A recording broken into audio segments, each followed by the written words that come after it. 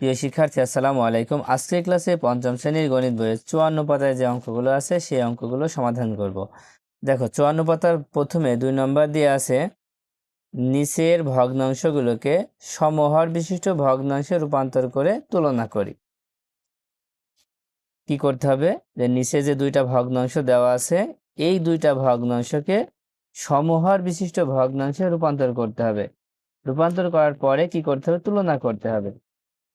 সমহর বিশিষ্ট ভগ্নাংশ বলতে তুমি কি বোঝো? সমহর বিশিষ্ট ভগ্নাংশ বলতে হরগুলো সমান হবে। হ্যাঁ,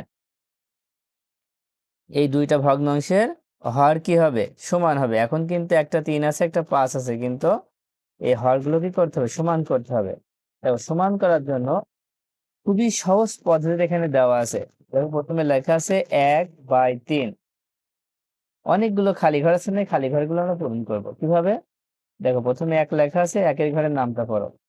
1 অক্ষে 1, 2 অক্ষে 2, 3 অক্ষে 3, 4 অক্ষে 4, 5 অক্ষে 5, 6, 7, 8, 9, 10। তারপরে নিচে 3 আছে, এবার 3-এর ঘরের নামটা পড়বো। দেখো, 3 অক্ষে 3, 3 দুখানে 6, 3 তিরিখে 9, 3 4-এ 12, 3 5-এ 15, 3 6 18, 3 7-টা 21, 3 8-এ 24, 3 9 27, 3 10-এ 30। তারপরে দেখো 1/5 আছে। 1/5 হলে প্রথমে আমরা একের ঘরের নামটা পড়ে খালি ঘরগুলো পূরণ করব। 1 অক্ষে 1, 2 অক্ষে 2, 3 অক্ষে 3, 4 5 6 7 8 9 10। এবার নিচে 5 আছে, 5-এর ঘরের নামটা পড়ব। 5 অক্ষে 5, 5 দুখানে 10, 3 5-এ 15, 4 5-এ 20, 5 5-এ 25, 5 7 30, 5 7-টা 35, 5 8-এ 40, 5 9 45, 5 10-এ 50। দেখো, সমহর বিশিষ্ট ভগ্নাংশে প্রকাশ করতে হলে আমরা কি করব? এখানে নামটা পড়লে কিন্তু হয়ে যাচ্ছে। এখানে 1 আছে, 1-এর ঘরের নামটা পড়লাম। নিচে 3 আছে, 3-এর ঘরের নামটা পড়লাম। আবার দেখো, এখানে 1 আছে, 1-এর ঘরের নামটা পড়লাম। 5 আছে, 5-এর ঘরের নামটা পড়লাম। তো লেখা শেষ। এখন কি করব? দেখো, মিল খুঁজবো, হরগুলো মিল খুঁজবো। দেখো, এখানেও 15 আছে, আবার এখানেও 15 আছে। আবার দেখো, আরেকটা মিল পেয়েছি, এখানে 30 আছে, এখানেও 30 আছে। এই দুইটা ছাড়া কিন্তু আর কোনোটা আমরা মিল পাইনি। এখন কি করবা?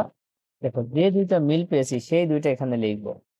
প্রথম মিলটা কত পেয়েছি? দেখো, এখানে 5/15, এখানে লিখলাম হচ্ছে 5/15, আর এখানে হচ্ছে 3/15।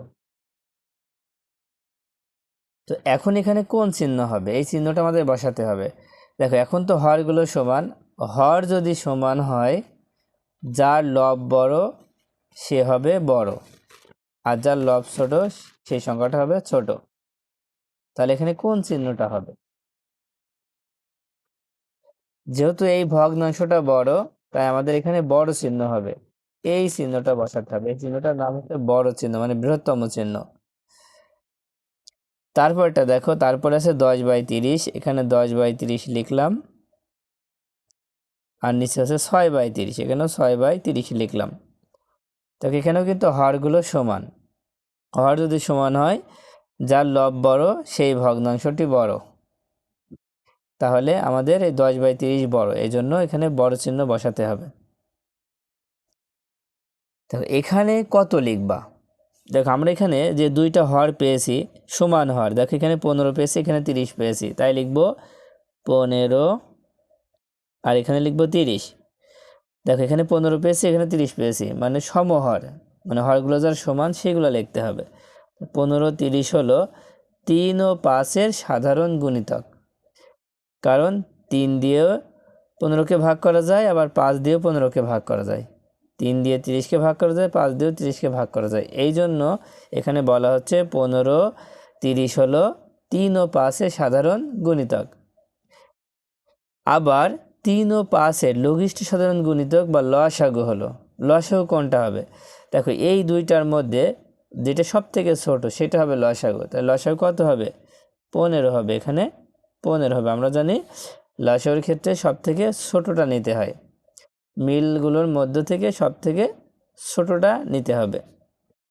তো এখানে কি লেখা আছে দেখো, ভগ্নাংশের সাধারণ হর সহজে নির্ণয় করার জন্য হরগুলোর লঘিষ্ঠ সাধারণ গুণিতক লসাগু ব্যবহার করতে হবে।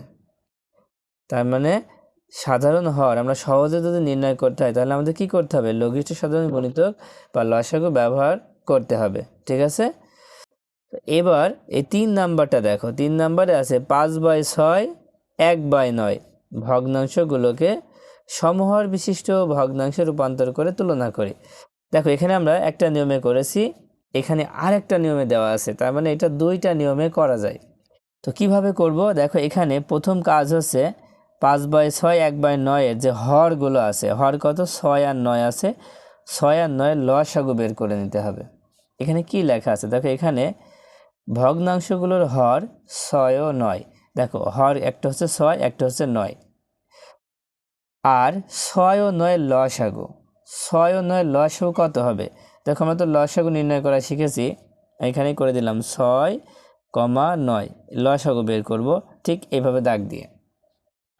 6 এবং 9কে 3 দিয়ে ভাগ করা যাচ্ছে, 3 দিয়ে 6কে ভাগ করলে 2 হয়, 3 দিয়ে 9কে ভাগ করলে 3 হয়। দেখো আর কিন্তু হচ্ছে না, এবার কি করব, এই 3টা সংখ্যা গুণ করে ফেলবো। কোন 3টে সংখ্যা, এই যে 3 গুণ 2 গুণ 3, গুণ করলে কত হয়, 3 দুখানে 6, 6 সাথে 3 গুণ করলে 3 6 18 হচ্ছে। তার মানে 6 ও 9 লসাগু হবে কত, 18 হবে। লসাগু তো আমাদের বের করা হয়ে গেল, তার মানে প্রথম কাজ হচ্ছে লসাগু বের করা। লসাগু বের করার পরে এই 18 প্রথমে লিখে নিব।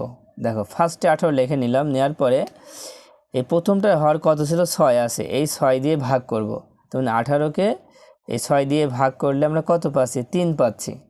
আগে ভাগ করে নেব, তার মানে আমরা 3 পেয়েছি।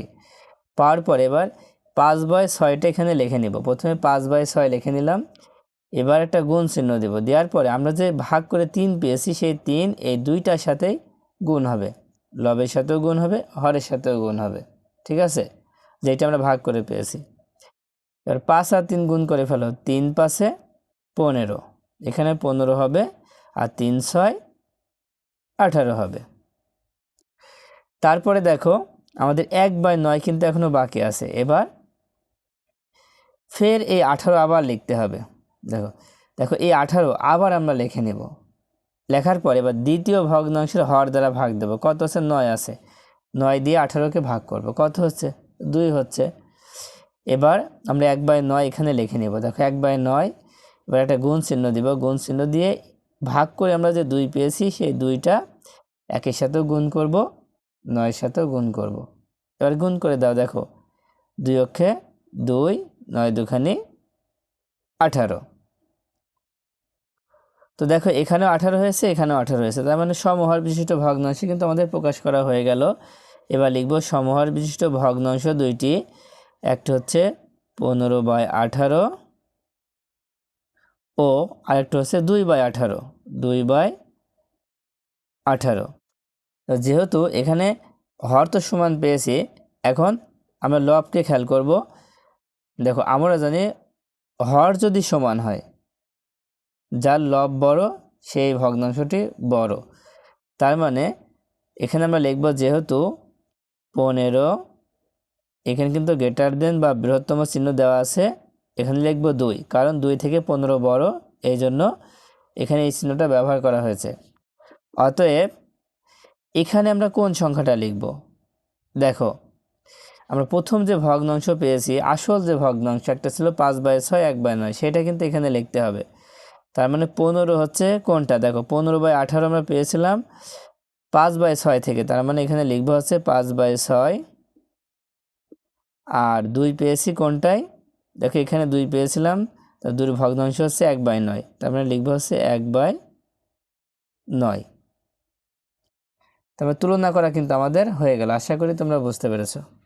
দেখো তারপর 4 নম্বরটা খেয়াল করো, 3/8 1/24 ভগ্নাংশগুলোকে সমহর বিশিষ্ট ভগ্নাংশে রূপান্তর করে তুলনা করি। তার মানে উপরের নিয়ম অনুসারে কিন্তু এই অঙ্কটা করব। তো এই অঙ্কটা করার জন্য প্রথম কাজ হচ্ছে এখানে যে দুইটা হর আছে 8 এবং 24, এই দুইটার লসাগু বের করে নেওয়া প্রথম কাজ।